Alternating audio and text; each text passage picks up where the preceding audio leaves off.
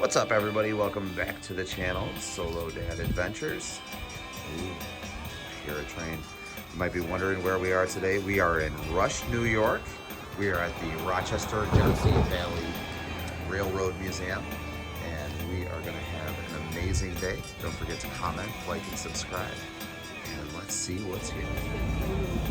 Wow, look at this, guys. U.S. Army. Look at these. These are what they used to put the luggage on the train with. And look at the wheels. Train wheels. So cool. Look at those.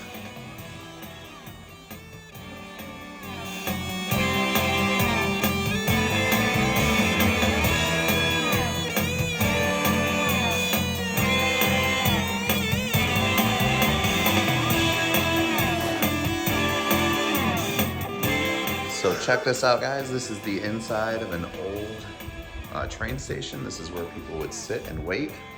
They got some old luggage in here. Really awesome stuff. Very excited about today.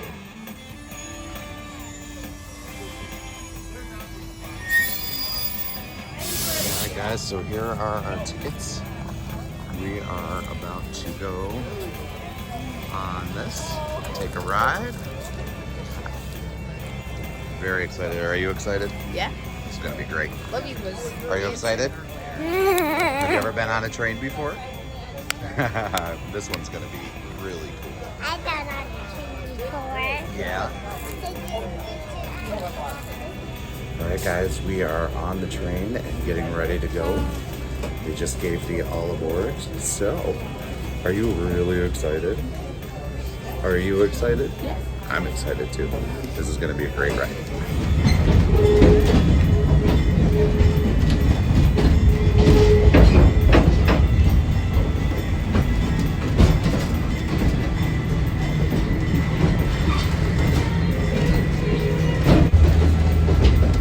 We are heading up a hill, guys.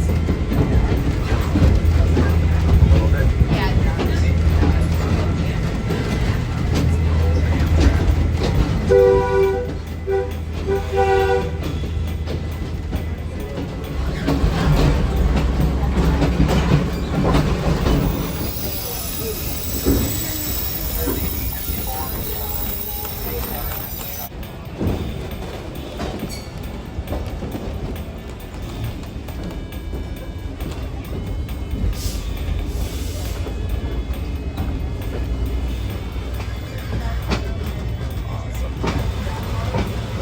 So these are the old diesel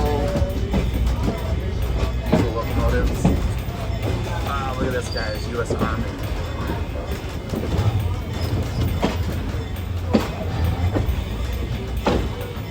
Very cool. All right, guys, we've reached our stop. We're gonna go check out what's down here.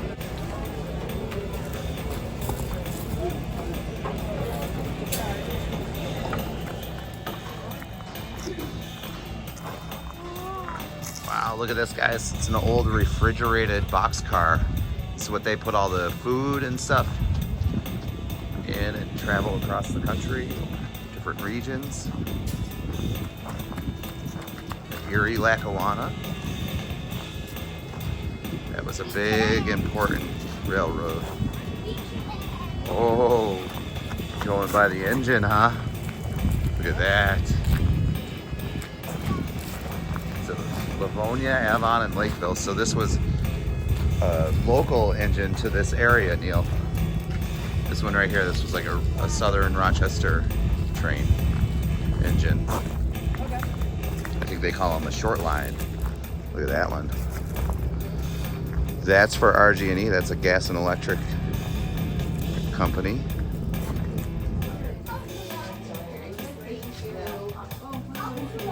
Hi. This is where people would sit. Yeah. How is this? Gonna make it up there? No? Okay. There is a sink. Look, and this is where somebody would sleep. Yes. Could you imagine sleeping there? It would be bumpy. It's like Old lanterns. And look at these guys.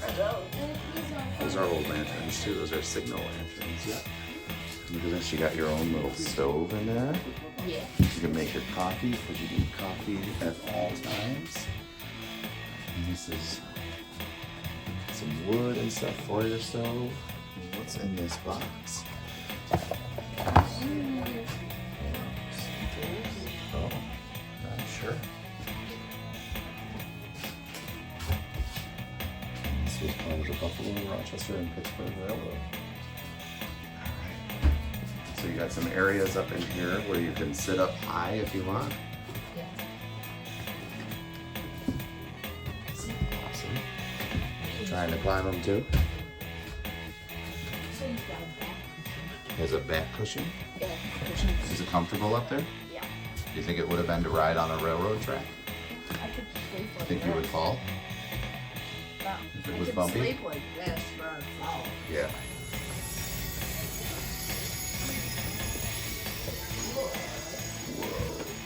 Whoa. Wow, look at this, guys. See the signal? Whoa.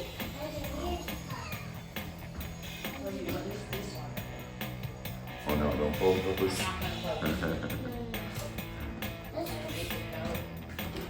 Wow.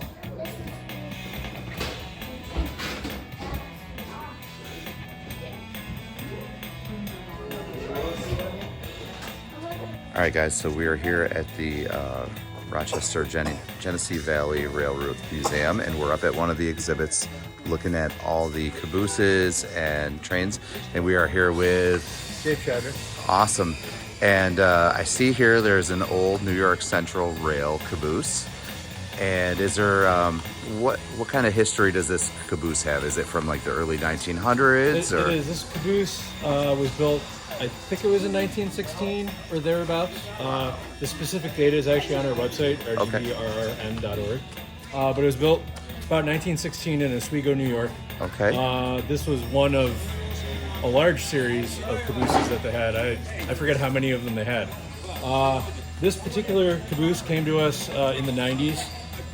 It was previous to it being here, it was privately owned, kind of as a cabin on someone's property out west of Rochester, somewhere along what used to be the Hojack line of the New York Central. I forget specifically where, but so we've had it out here close to 30 years now. Wow. Awesome. And so the caboose is super important to the train, right? Yes. So what is the what's the main function? So the caboose, I guess to equate it to modern day vocabulary, is kind of like a mobile RV. So back in the day, train crews typically minimally had 6 people on it. You would have had an engineer and a fireman and the steam engine, because again, this caboose was built in the early 20th century. You only had steam engines. And then you would have had a conductor who was in charge of the train, and minimally at least 3 brakemen. Part of the reason you had all this crew was like, nowadays we use radios to communicate. Back then they didn't have radios. Sure. So you were using hand signals. So if you had a long string of cars, you had to have the brakeman to relay hand signals from one end up to the engineer who was then controlling the locomotive. Did they do anything with like the lanterns and stuff? Was that part of the deal? Lanterns would be used at nighttime because you can't see otherwise. You know, in the middle of the day, you would literally just use your hand. But at nighttime, I would have a lantern. Sometimes maybe in the day I'd be using a flag, I guess. But a lantern, usually a white lantern, would be used for hand signals. Other colored lanterns had other significance, like a red lantern would be stop, or you would hang. So like the metal bracket here in the corner is a marker bracket. Okay. So I would hang maybe a flag on there during the day, and I would have a lantern there at night, so that if the train was going past the station or something, the station agent could look out and see a red lit lantern meant, oh, this is the end of the train. If I didn't see a red lit lantern, that meant, well, someone on the crew messed up, or that there might be more than one piece of the train. Because sometimes back in the day, they would run a train in multiple sections. Okay. So anyway, so you had all these crewmen on a train. Once you made up your train and you left the terminal, you had to put them someplace. So the caboose was your office on rails. Okay. So The engineer and the fireman were up front in the steam engine, and everyone else would be in the caboose. So that's why we're seeing like stoves in there and There's a beds stove, and so not everyone, if sometimes you might be on an assignment that might take more than a day. Like, okay, I'm leaving this town and I'm not going to get home for 3 days. So this is literally your home while you're gone. So yeah, you'd be eating. So the cupola, so this caboose has a cupola. More modern cabooses might have a bay window. That was so someone on the train was always sitting up there, because back in the day, trains had what we called plane bearings. okay. So a plane bearing, modern day trains and modern day everything, really the modern world we live in, since the advent of precision machining in the early 20th century, came about roller bearings and stuff. Okay, yeah. So before then we had what we call plane bearings. So the end of the axle is nice and smooth, and then there's a piece of brass that sits on top of it, transferring the weight of the car onto the axle. Okay.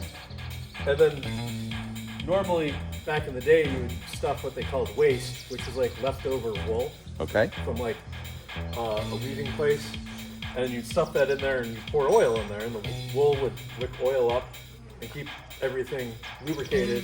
Okay. So if this dried out and you're running a train, eventually it would start to heat up and catch on fire. Okay. So you'd be sitting up in the cupola watching for like smoke coming from the side of your train. Yeah. Not a good. The other part, one of the other reasons trains had a lot of crewmen on them originally was air brakes didn't originally exist. Okay. So air brakes. So Europeans are all about vacuum brakes. We use the opposite. We use air pressure as opposed to lack of air pressure. So air brakes were invented, I forget when exactly, Westinghouse, around the turn of the 20th century. Before then, the only way you had to stop a train was a locomotive would have a steam brake. As you're up in the locomotive, you have the steam pressure. Kind of worked on a similar pressure principle as an air brake, but with pressurized steam from the boiler. But the only other way you had to stop the train were handbrakes. Okay. So, again, you have all this crewmen. So every old freight car would have a roof walk on it, because literally, we're coming up to where we need to stop. The crew might get up, start running down the train, and start setting handbrakes on some of the cars to help slow down the train. Okay. Eventually, air brakes were invented, which eliminated the need to run down the top of the train, setting handbrakes and releasing handbrakes. I mean, really, if you've ever watched any old Western movie with a train, you've probably seen someone run down the top of the train. Like many things on railroads, Usually there's a tunnel involved in a there's a tunnel, gunfight. someone gets knocked off. Or even more modern movies, Silver Streak. Sure. They're fighting on top of the Yeah. train. Yeah. Passenger train, not really anything that probably ever normally happens, but pretty sure at least one James Bond movie had that happen too. Sure. So, like most technology in railroading, air brakes made it safer because now you didn't have to run down the top of the train to set there and release the handbrakes. Yeah. You still had to if you're parking the train, but if it's not moving, it's a little safer than when you're moving at 40 miles an hour. Sure. So, the one downside to air brakes is as trains have gotten longer. So nowadays, like for CSX, a normal train might be a mile, Yeah. mile and a half long. Yeah. 100 years ago, train might have been 100 cars, which is still close to a mile, but that was probably more of an exception than a normal thing. Air brakes take a while to apply and release, and the longer the train is, the longer that takes. So, on modern trains, what they've done to simplify things is they put an engine in the middle, and they call it a DPU, distributed power unit. Okay. And now I have an air compressor at the front of the train, and I have an air compressor in the middle of the train. Okay. And the locomotive in the middle is being remotely controlled by the locomotive in the front. And so when I apply or release the air brakes, you're getting a faster, more consistent I response see. across the length of the Okay. train. That's awesome. Whereas before that, you just had the stuff at the front, and if you had a mile-long train and I put the brakes on, the front of the train is going to start braking right away, and it's going to take a few minutes for the end of the train to start braking. Sure. So it kind of, in theory, I think it improves the ride quality a little bit, Yeah. because you get a smoother braking application, and in theory, you should probably be able to stop quicker.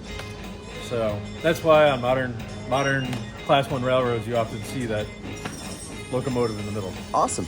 I see our train is arriving for us to come back. But just a couple more questions really quickly if we could. I see on a lot of lanterns, I see the word Dietz, or I see like Rochester on the wheels here. Was Rochester, New York a big train center of industry, like for building or? It was. Okay. But I mean, arguably there's a lot of towns that were. Yeah. For different things. So, Kind of had to be, right? Yeah. There's a lot of towns. I mean, Rochester's not an example of a town, but there are a lot of towns, especially as you go out to the Midwest, that exist because of the railroad. Okay. Yeah. You know, there might have been a house there and a crossroads, and then like the railroad built through there and put a station, and then Sure. now there's a town. Sure. Rochester started a few decades beforehand. At least canal certainly helped.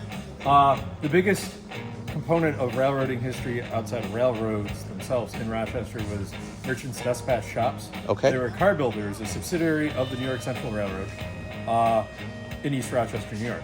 Okay. East Rochester, New York was founded around the turn of the century. New York Central bought land, built the car shops, called it dispatch shops, called the town Dispatch. A few years later, the village was like, no one knows where Dispatch, New York is. So they decided they had to change their name to East Rochester because it was easy to find on the map. Okay. Yeah. But aside from that, so that car shop operated right up until about 1970 into Penn Central. All right. So this caboose here on the end of the train Yep. we're riding on today, Yep. this is an example of one of the last things that was manufactured at the car shop No in way. East Rochester. Very cool. That one was built in 1969, if I recall correctly. We also have, so the main thing that Merchants Dispatch originally did was they owned a fleet of refrigerator cars. Okay. And back in the day, that was used to ship meat and produce across the country, and you would use ice that you'd harvest off lakes. So they had a fleet that they built there, but also then maintained and stuff. But then, as mechanical refrigeration came about and stuff, they started using other, they would build other things. Boxcars, gondolas, pretty much any type of rolling stock they built there. Awesome. So that was kind of the biggest subsidiary industry to railroading in Rochester. Okay. And actually I guess the other big one would have been GRS, General Railway Signaling, which is now a subsidiary or has been assumed by, I don't know, whatever corporate lingo you want to use, Alstom. And they built signaling systems for railroads, not only in the U.S., but across the world, transit systems, freight railroads, yada, yada, yada. And so they actually still have offices here in town, and they do signal engineering projects and transit-related projects primarily. How are we doing? Awesome. Awesome. Well, that was really helpful. I'm glad we found the right person, so thank you very much. Appreciate your time. Enjoy your and, day. Yeah, all right, guys. Well, that's it for us today. Make sure you get outside and get some of that. And definitely, if you're in the Rochester area, for sure, come check out the Rochester and Genesee Valley Train Museum. This place is super cool, and we can't wait to come back. All right, everybody.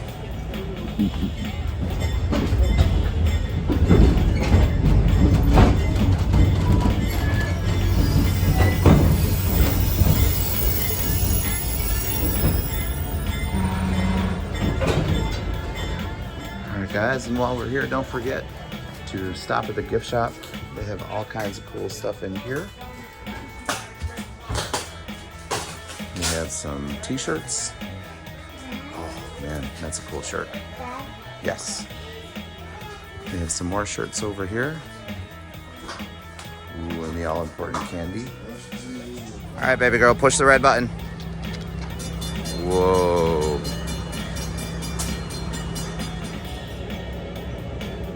So much to see here, guys.